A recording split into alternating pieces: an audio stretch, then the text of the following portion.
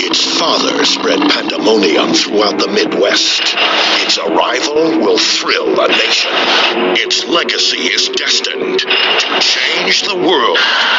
Presenting Son of the Beast, the world's tallest, fastest, only looping wooden roller coaster. Son of Beast, only at Kings Island. Sequel to The Beast. This is the Son of Beast. Hey guys, and welcome back to another video. The videos you just watched are from the announcement and the commercial that was played for Son of Beast. Son of Beast was the world's tallest, fastest, and only looping one roller coaster. Son of Beast would be a very problematic roller coaster and would cause headaches for Kings Island. And in this video, we're going to get into some of those headaches, hiccups, and structural issues that Son of Beast had. So let's talk about Son of Beast a little bit. Son of Beast opened as the world's tallest, fastest, and only looping one roller coaster. Son of Beast still remains the tallest, fastest, and only modern-day wooden roller coaster to include a vertical loop. Son of Beast stood at a height of 218 feet, had a 214-foot drop, and went 78 miles an hour. This ride was 7,032 feet long, making this the second longest wooden roller coaster ever built, only behind the father, the Beast. Son of Beast would open in 2000 and would be built by RCCA, or the Roller Coaster Corporation of America.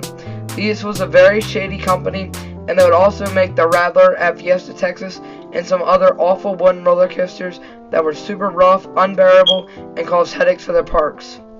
RCCA's first coaster, the Rattler, would have to be modified every few years to make sure they could keep it operational. Son of Beast would have similar issues to the Rattler, just worse, with more hype.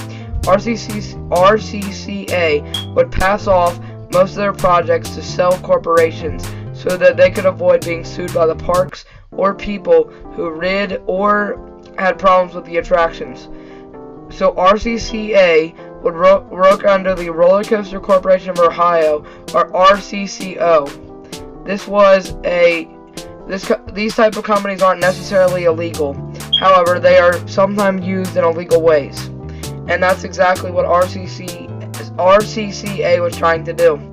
They're trying to make sure that Paramount could not sue them over the problems that they knew Son of Beast would have. This even led to a structural collapse during the ride's construction, and also RCCA being fired part of the way through the project, with Paramount taking over the project and finishing it themselves. And in its opening year, Paramount would file a lawsuit against the Roller Coaster Corporation of America to dispute payments. And this was going to be an interesting court battle because RCCA blamed Paramount for the problems that Son of Beast had, as they would blame Paramount for wanting to cut corners, cut costs, and also ignoring them on many things that would make the ride safer. However, with RCCA's record, I don't know who to believe, because RCCA's other coasters are not much better than Son of Beast was. And this would end up causing major headaches for the park, as in 2006, right after Cedar Fair would take over the park, Son of Beast would suffer its first major accident. This accident would happen on July 9th, 2006. July 9th, 2006, a train was running through the Rose Bowl section of Son of Beast when a structural support piece at bend 290 was weakened and caused the track to sag. They would send a second train across the track. This second train would not come out as unscathed, as the wooden support piece would completely crack, causing the ride to violently jolt. However, the ride would make it back to the station, and the ride operators noticed the injured state of the guest and decided to stop the ride at the lift hill. This would ultimately end up saving many people's lives, as if the third train would have won, who knows what could have happened. This probably would have caused a catastrophic accident.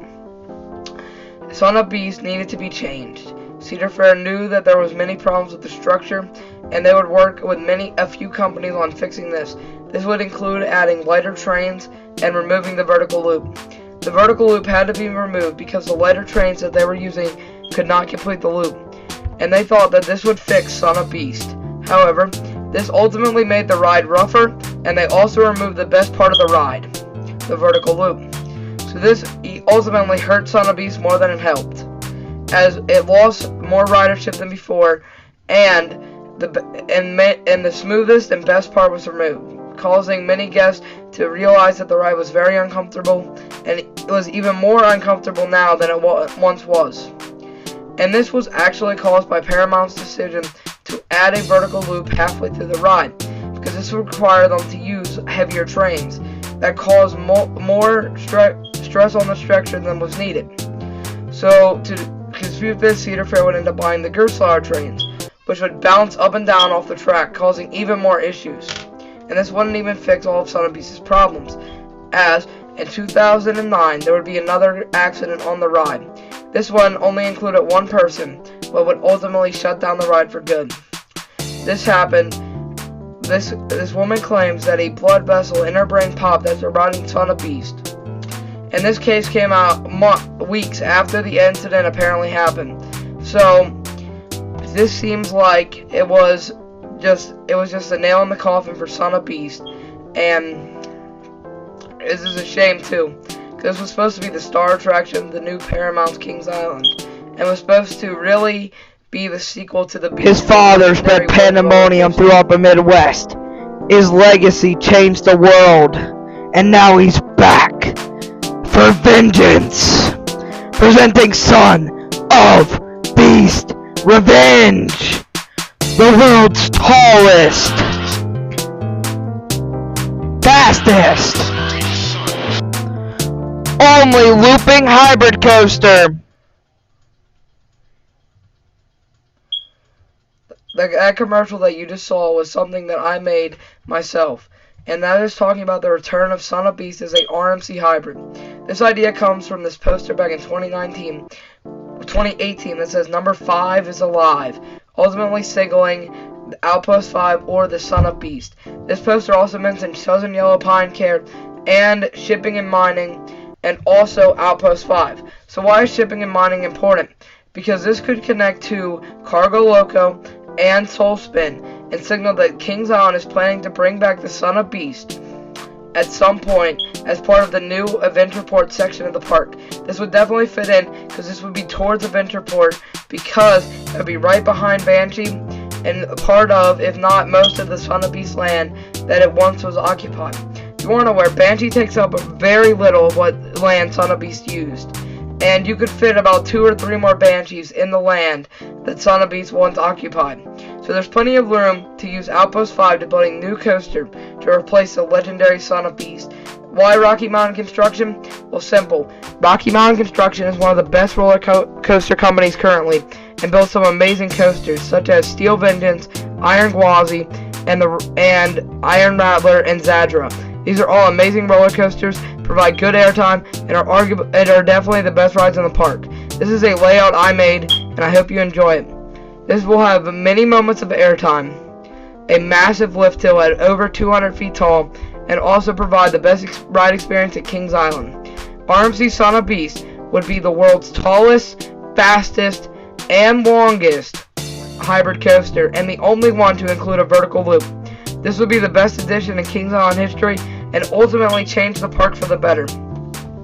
Without this ride, Kings Island would not be able to celebrate the Beast's 50th anniversary the way they can.